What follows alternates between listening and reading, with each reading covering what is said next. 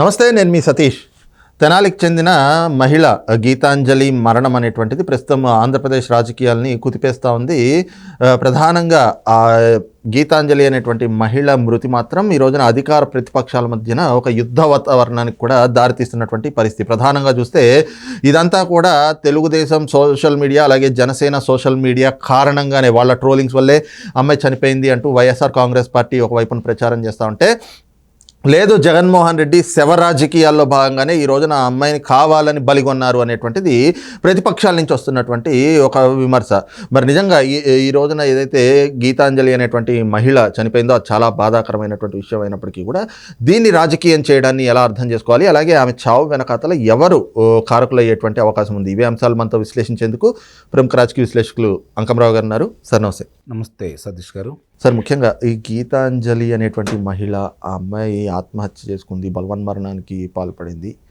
దీన్ని చుట్టూ తిరుగుతున్నటువంటి రాజకీయాన్ని ఎలా చూడాలి, దీని మీద మీ అబ్జర్వేషన్స్ ఏంటి? సతీష్ గారు, ముందుగా ఈ సోషల్ మీడియా వచ్చిన తర్వాత మంచి కంటే కూడా చెడుకే ఎక్కువ ప్రచారం జరుగుతుంది. దాన్ని ఎక్కువగా ఉపయోగిస్తున్నారు. అలాగే వ్యక్తిత్వ హననానికి, వ్యక్తిగత దోషణలకి, కుటుంబాలని బజార్కి ఇచ్చే విషయంలో ముందంజలో ఉంటున్నాయి. దీన్ని ఇప్పటి వరకు పార్టీలు సంబంధించి వాళ్ళ యొక్క సిద్ధాంతాల గురించి, వాళ్ళు చేసిన పనుల గురించి మాట్లాడుకుంటే ఒక అర్థం అనేది ఉంటుంది. దాన్ని వదిలేసి వ్యక్తిగతంగాను, గతంలో ఎప్పుడో ఆ పార్టీలో ఉన్నప్పుడేమో సచ్చీలురు, గౌతమ్ బుద్ధులు ఆ పార్టీ నుంచి బయటకు వచ్చారనుకోండి, వాళ్ళ మీద గతంలో వాళ్ళు మాట్లాడినవన్నీ బయటికి తీసుకొచ్చేసి ఏ విధంగా చేస్తున్నారో చూస్తూనే ఉన్నాం.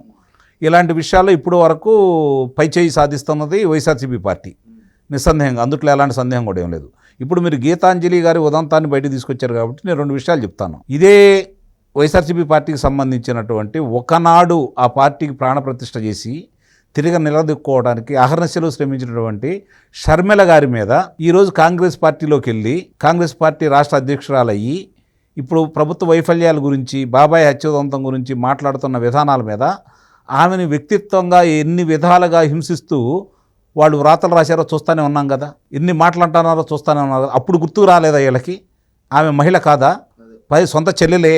అలాగే తన తండ్రి చనిపోతే దానికి బాధ్యులైన వాళ్ళు ఎవరు అని చెప్పని న్యాయం కోరుతున్నటువంటి సునీత గారి మీద, ఆమె కుటుంబం మీద, భర్త గారి మీద వీళ్ళు ఏ విధమైనటువంటి కార్యక్రమాలు చేపట్టారో చూస్తూనే ఉన్నాం కదా, ఎన్ని చెడు వ్రాతలు రాశారో చూస్తూనే ఉన్నాం కదా. మరి అప్పుడు సునీత గారు ఇలా గుర్తుకు రాలేదా? అలాగే తెలుగుదేశం పార్టీ రాష్ట్ర మహిళా అధ్యక్షురాలు వంగలపూడి అనిత గారి మీద, మరి ఇటు చూసుకుంటే జనసేన వీర మహిళ గారు అయినటువంటి అరుణ్ గారి మీద కావచ్చు, శివపార్వతి మీద కావచ్చు, కీర్తన గారి మీద కావచ్చు, రజనీ గారి మీద కావచ్చు, వాళ్ళు మాట్లాడే విధానాలన్నీ చూస్తూనే ఉన్నాం కదా ఇప్పటి వరకు.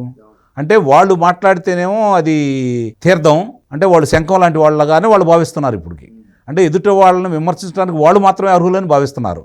అసలు దీనికి ఆద్యులు కావచ్చు, పరాకాష్ఠకు తీసుకెళ్ళిందే వైఎస్ఆర్సీపీ పార్టీ. శవ రాజకీయాలకు పెట్టింది పేరే వైఎస్ఆర్సీపీ పార్టీ. ఇప్పుడు అక్కడ జరిగింది నిజంగా అమ్మాయికి అన్యాయం జరిగింది అనేది, ఆత్మహత్య చేసుకోవడం అనేది దురదృష్టకరం. అది చాలా బాధాకరమైన విషయం. ఒక మహిళ ఆత్మహత్య చేసుకుందంటే దానికి రకరకాల కారణాలు ఉంటాయి. 5వ తారీఖు ఆ అమ్మాయి మాట్లాడింది, 7వ తారీఖు ఆత్మహత్యకు ప్రయత్నించింది. ఆమె మాట్లాడిన దానికి ఆమె ఎంతమంది చూసిందో, ఆ చూసిన వాళ్ళు ఎవరు, చూసి ఆమెకు చెప్పింది ఎవరు, దానికి ఆమె బాధపడి ఆత్మహత్య చేసుకుందని కదా వీళ్ళు ప్రచారం చేస్తుంది. మరి 9వ తారీఖు దాని గురించి చనిపోయిందని మాట్లాడింది ఎవరు, ఎప్పుడు చనిపోయింది ఆమె? ఇవన్నీ కనుక నిగ్గు తేల్చి సిబిఐకి ఇవ్వండి, అధికారంలో ఉన్నారు కదా మీరు. పోనీ మీ సిఐడి వాళ్ళు సిబిఐ కంటే గొప్పవాళ్ళు కదా ఇప్పుడు. ఎందుకంటే అవినాష్ రెడ్డి గారిని నిర్బంధంలో తీసుకోవడానికి సిబిఐ వాళ్ళు వచ్చి 3 రోజులు ఎదురు చూసి కర్నూలులో ఏమి చేతకాక వెనక్కి కదా. కానీ మీరు అర్ధరాత్రి పూట వెళ్ళిన 6 గంటల్లోనే చంద్రబాబు నాయుడు గారిని అదుపులో తీసుకొని మాజీ ముఖ్యమంత్రిని అదుపులో తీసుకున్నారు కదా. అంటే ఒక ఎంపీని నిర్బంధంలో తీసుకోవడానికి సిబిఐకి ధైర్యం లేదు, వీలుగా ధైర్యం లేదు. కానీ ఒక మాజీ ముఖ్యమంత్రి గారిని తీసుకోవడానికి మాత్రం మీకు చాలా ధైర్యం ఉంది కదా సిఐడి వాళ్ళకి. మరి ఇప్పుడు ఆ సిఐడి వాళ్ళ చేత విచారణ జరపండి. ఎవరు బాధ్యులు, ఎవరి యొక్క వ్యాఖ్యల వల్ల మనస్తాపం చెంది ఆత్మహత్య చేసుకుంది, అది ఏ పార్టీ వాళ్ళు, ఎవరు, బయటికి తీయండి దాన్ని. ఫేక్ ఐడీలు, ఫేక్ వ్రాతలు, మారు పేరులతోటి మీరు నిర్వహిస్తున్న కార్యక్రమాలు ఇవన్నీ ప్రజలకు స్పష్టంగా తెలుసు కదా. శవరాజకీయాలు ఎలా చేయాలో మీకంటే ఎవరికి బాగా తెలియదు కదా. నిస్సందేహంగా కనుక దానికి బాధ్యులు తెలుగుదేశం పార్టీ, జనసేన కార్యకర్తలు అయితే వాళ్ళని నిరూపించి శిక్షలు వేయండి, లేదు సిబిఐ ఎంక్వైరీ చేయండి. అప్పుడు మీ చిత్తశుద్ధి అనేది తెలుస్తుంది. ఇవాళ కొత్త అయితే కాదు సతీష్ గారు, వాళ్ళు ఈరోజు జరుగుతున్న కార్యక్రమాలుగా కొత్తవి కాదు కదా ఈ సోషల్ మీడియాకు సంబంధించి.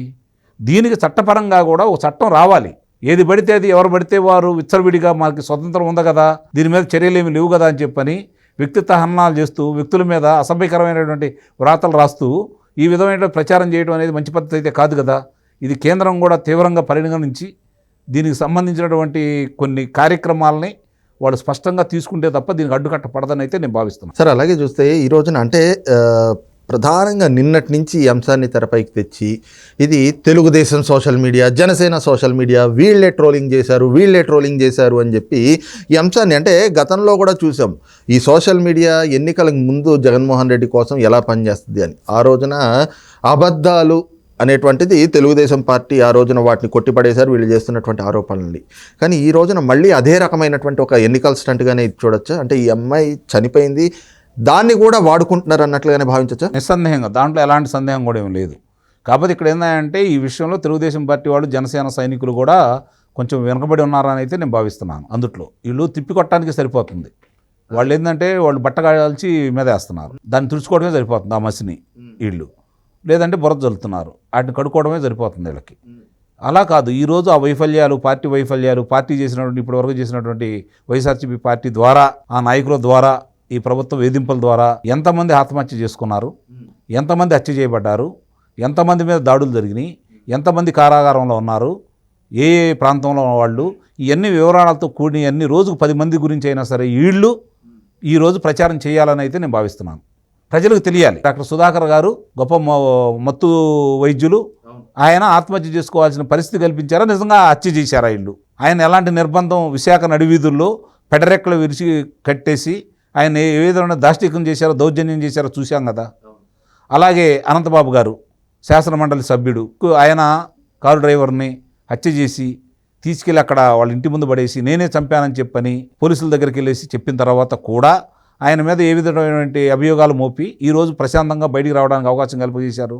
ఆయన ఎన్ని రోజులు బయటకు వచ్చాడు, నీ మీద హత్యా ప్రయత్నం చేశాడని చెప్పి జనపల్లి శ్రీనివాస్ అనే వ్యక్తిని కోడికత్తి ద్వారా నీ మీద హత్యా ప్రయత్నం చేశాడని చెప్పని అతను 5.5 సంవత్సరాల వరకు కూడా బయటికి రానియకుండా నువ్వు వెళ్ళి ఒక్క మాట చెప్పుంటే అతనే నన్ను పొడవబోయాడని చెప్తే అతనికి శిక్ష పడి ఉండేది, 2 సంవత్సరాలు 3 సంవత్సరాలు పడి ఉండేది.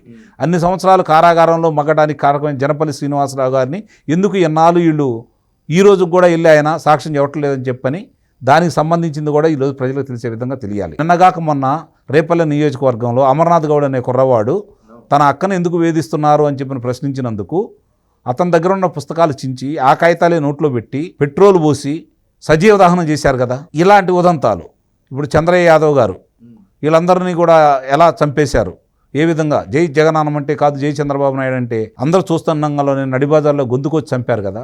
ఇలాంటి ఉదంతాలు చాలా ఉన్నాయి. అబ్దుల్ సలీం గారు సంపూర్ణంగా కుటుంబం మొత్తం ఆత్మహత్య చేసుకున్నారు కదా. ఈ ఉదంతాలన్నీ కూడా వీళ్ళు కూడా బయటికి తీయాలి, ఈరోజు ప్రజలకు తెలియజేయాలి. ప్రభుత్వ వైఫల్యంతో పాటు ఈ కూడా ప్రజలకి తెలిసే విధంగా వీళ్ళు ఎదురుదాడి చేయాలని చెప్పి అయితే నేను కోరుకుంటున్నాను. రైట్, ఇది చూస్తున్నాం కదా. ముఖ్యంగా ఏదైతే కేవలం తాము రాజకీయంగా లబ్ధి పొందొచ్చు అన్నటువంటి కారణంతో వైఎస్ఆర్ కాంగ్రెస్ పార్టీ ఏదైతే గీతాంజలి అనేటువంటి మహిళ చనిపోతే దాన్ని కూడా రాజకీయం చేస్తూ దాని ద్వారా ఆ ఘటన ద్వారా ఈ రోజున ప్రతిపక్షాల మీద అయితే బురద జల్లేటువంటి కుట్రలు పన్నుతూ ఉంది. కానీ వాస్తవంగా రాష్ట్రంలో జరిగినటువంటి అనేక ఘటనలకు వైఎస్ఆర్ కాంగ్రెస్ పార్టీ ప్రభుత్వమే కారణం అనేటువంటిది అంత స్పష్టంగా కనిపిస్తూ ఉంటే వాటి గురించి ఏ రోజు మాట్లాడినటువంటి వాళ్ళు ఈ రోజున ఏదైతే గీతాంజలి అంశాన్ని ఇంత పెద్దదిగా చేసి చూపిస్తూ ఉన్నారు, దీనిపైన వాస్తవాలు నిగ్గు తేలడానికి జగన్మోహన్ రెడ్డి ప్రభుత్వం ఈ సవాల్ని స్వీకరించాలి, సిబిఐ విచారణ జరిపించి నిజాలు నిగ్గు తేల్చాల్సినటువంటి అవసరం అయితే కనిపిస్తూ ఉంది అన్నటువంటి భావన కూడా ప్రముఖ రాజకీయ విశ్లేషకులు అంకంరావు గారు వ్యక్తం చేస్తూ ఉన్నారు. Thank you.